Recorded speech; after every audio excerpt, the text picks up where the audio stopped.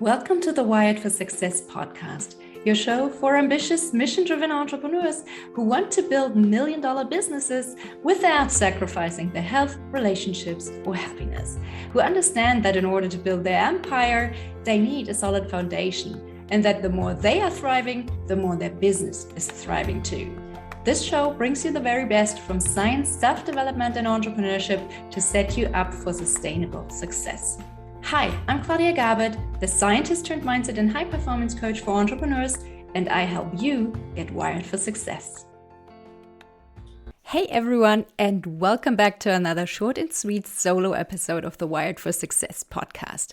Since this is the first episode for 2024, let's talk about habits, motivation, and New Year's resolutions. Now let me ask you something. Did you set yourself any goals for this year? And if you did you enjoy the process or feel pressured to set some goals? Because according to an October 2023 Forbes Health survey of 1,000 US adults, 62% of those people questioned said that they felt pressured to set a New Year's resolution. Isn't that interesting? I mean, where's the pressure coming from? Is it internal or external pressure? And I would guess that it's internal pressure because people actually know that some of their habits aren't serving them. Because let's all be honest for a second here. It's really a lack of information that's keeping us stuck. It's the implementation part that trips us up. We don't come up with a feasible plan that we can stick to for a longer period of time. We rely on willpower and motivation rather than on systems and beliefs, and we get distracted easily. And some of the common pitfalls also include unrealistic goals that become too difficult to sustain or that are too undefined to be actionable, a lack of accountability, a lack of patience, unaddressed obstacles that get in the way, an all or nothing mentality, or a lack of intrinsic motivation. Also, if you already feel pressured to set goals for the new year, you are likely chasing should goals rather than want goals. So should goals are all the things you know you should be doing, but you don't really feel like doing, whereas want goals are the things that you are actually intrinsically motivated to pursue. So no wonder people are having a hard time achieving their goals. Apparently today, so the second Friday in January, has been denoted as Quitters Day because the standard New Year's resolutions tend to be short-lived. And I'm the first to admit that I've been there, done that. And my problem historically tended to be the unrealistic goals that weren't sustainable long-term. Having difficulties with building better habits is not necessarily our fault. It's how we are wired evolutionarily. We are craving instant gratification and quick results. We want it all and we want it now. And it's those tendencies that we have to resist if we want to create new habits that serve our future selves. By the way, research has shown that we conceptualize our future selves as strangers rather than an older version of ourselves. And we don't really care that much about strangers, do we? When we dig really deep into why we do or don't do certain things, we will eventually realize that our emotions pull the strings. You might like to believe that you are acting in a certain way because of logic and reason, but who are you kidding, right? We do things because of how we think they will make us feel. Psychologists call the ability to predict how we will feel about something in the future effective forecasting. And as humans are notoriously bad at that. Behavior economist Daniel Kahneman did some fun experiments to illustrate that point. If I told you that you were about to receive free ice cream every day for the next 30 days, how would you feel about that? Would you sign up for that experiment? I mean, free ice cream every day for the next month? What's not to love, right? You will probably think about your favorite ice cream flavors or your last decadent experience eating ice cream with your friends and family or in a beautiful place during your holidays. And I mean, the proposition probably just triggers a lot of positive associations for so many people. And if you're anything like the study volunteers, you would predict that your enjoyment of the ice cream follows a simple mathematical model based on the logic that if one portion of ice cream increases your happiness by X amount, then 30 portions of ice cream must increase your happiness by 30 times X. Well, as you've probably experienced yourself, in one form or another, that's not what happens. More is not necessarily better, and too much of a good thing can become a bad thing. In Kahneman's study, participants were enthusiastic at first, as they predicted, but then their enjoyment of the ice cream started to decline. And after only half a month, people were beginning to drop out of the experiment, and those who finished, well, they felt miserable. And I think that's one of the reasons why people struggle so much with behavior change. They predict that the change will make them feel so much better, but when it doesn't, they give up. There's something else related to habit change that I've been pondering recently. You know, one of the popular mantras for habit change is to make the new behavior as easy as possible and to remove as much friction as possible.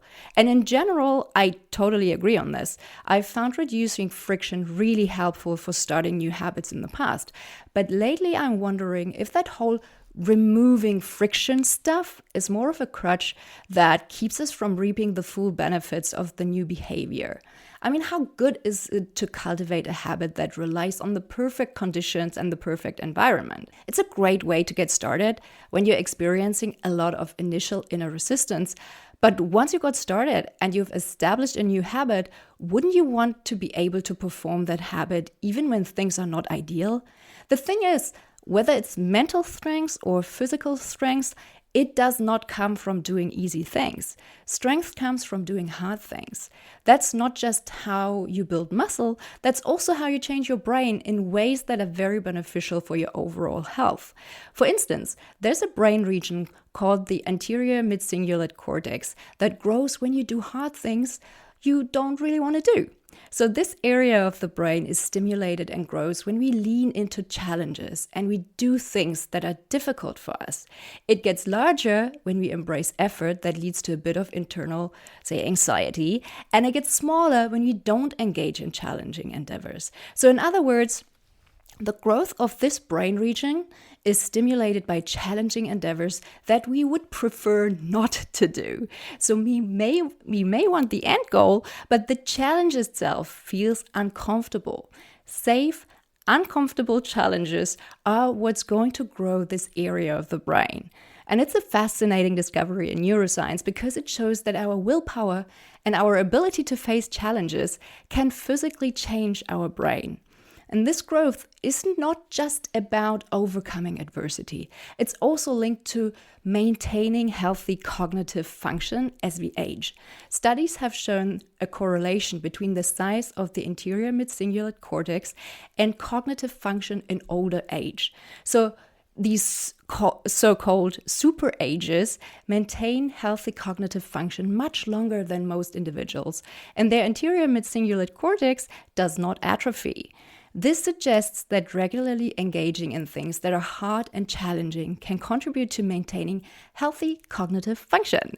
So doing something difficult, even if it's just for a few minutes each day, can contribute to the growth of this brain region and potentially help us maintain our cognitive abilities as we get older. With willpower and resilience, it's just like the other systems in your body. You use it or you lose it. And it's the small steps you can take consistently that determine your results. So what are you telling yourself each day? Are you telling yourself that, well, it's too hard, so you're not even going to try? Or are you telling yourself that, yeah, it's hard and I don't feel like doing it, but I can do hard things and I know it's the right thing to do, so I will do it anyway? And since we've been talking about choosing the right action over the comfortable one, let me share one of my favorite quotes with you today. The quote is by Ralph Waldo Emerson, and it goes like this: sow a thought and you reap an action. Sow an act and you reap a habit. Sow a habit and you reap a character. Sow a character and you reap a destiny. So powerful, right? So if you're trying to establish a new habit, by all means, eliminate friction in the beginning to get started, but don't get too comfortable. At some point, it will serve you better to embrace the friction and discomfort as an integral part of your growth. Because comfort is the enemy of growth. The next time you don't feel like working out, think about your anterior mid-cingulate cortex and do it anyway. That way, you will do yourself a big favor by growing your muscles and your brain.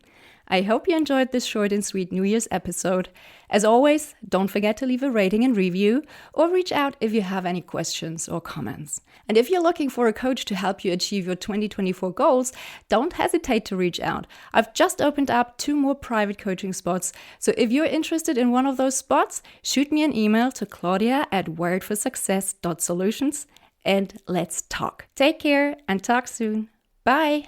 Thank you so much for listening to the Wired for Success podcast. I hope you've enjoyed today's episode. If you did, please subscribe, rate, and leave a review. That's a fantastic, easy, and zero-cost way to help the show grow. Just use the link in the show notes and make my day.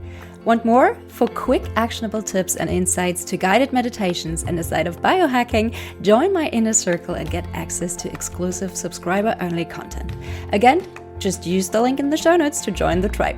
Thank you for your support and see you on the other side. Take care and talk soon. Bye.